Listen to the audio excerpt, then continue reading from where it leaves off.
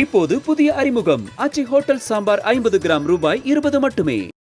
நடிகை விஜயலட்சுமி வாக்குமூலத்தில் கூறியுள்ள புகார்கள் சீமானுக்கு எதிரான குற்றச்சாட்டுகளை உறுதிப்படுத்துவதாக சென்னை உயர்நீதிமன்றம் தெரிவித்துள்ளது. கடந்த 2011ஆம் ஆண்டு சீமான் தன்னை திருமணம் செய்து கொள்வதாக கூறி ஏமாற்றிவிட்டதாக நடிகை விஜயலட்சுமி காவல்துறையில் புகார் அளித்திருந்தார். தனக்கு எதிராக பதிவு செய்யப்பட்ட வழக்கை ரத்து செய்ய கோரி சீமான் சென்னை உயர்நீதிமன்றத்தில் மனு தாக்கல் செய்தார். இந்த வழக்கை விசாரித்த நீதிமன்றம் சீமான் மனுவை தள்ளுபடி செய்ததுடன் இந்த வழக்கு விசாரணையை 12 வாரத்துக்குள் முடித்து இறுதி அறிக்கையை காவல்துறை தாக்கல் செய்ய வேண்டும் என உத்தரவிட்டிருந்தது. இந்த உத்தரவின் விவரங்கள் தற்போது வெளியாகியுள்ளன.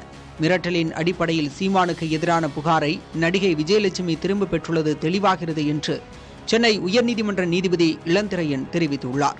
பாலியல் வன்கொடுமை புகார் தீவிரமானது என்றும் அதை தன்னிச்சையாக திரும்ப பெற முடியாது என்றும் கூறியுள்ள நீதிபதி, நடிகை விஜயலட்சுமி வாக்குமூலத்தில் கூறியுள்ள புகார்கள் சீமானுக்கு எதிரான குற்றச்சாட்டுகளை உறுதிப்படுத்துவதாக தெரிவித்துள்ளார். சீமான் வற்புறுத்தலினால் 6-7 முறை விஜயலட்சுமி கருக்கலைப்பு செய்துள்ளதும் விஜயலட்சுமியிடமிருந்து பெருந்தொகை சீமான் பெற்றுள்ளதாகவும் விஜயலட்சுமி புகாரில் தெரிவிக்கப்பட்டுள்ளது என நீதிமன்றம் தெரிவித்துள்ளது. வழக்கை ஆராய்ந்தபோது நடிகை விஜயலட்சுமிக்கு சீமான் மீது எந்த காதலும் இல்லை, குடும்ப பிரச்சினை, திரைத்துறை பிரச்சினை காரணமாக சீமானை விஜயலட்சுமி குடும்பத்தினர் அணுகியுள்ளனர். அப்போது திருமணம் செய்து கொள்வதாக கூறி விஜயலட்சுமியுடன் சீமான் உறவு வைத்துள்ளார் என்று உயர்நீதிமன்றம் தெரிவித்துள்ளது. இப்போது புதிய அறிமுகம் அச்சி ஹோட்டல் சாம்பார் 50 கிராம் ரூபாய் 20 மட்டுமே.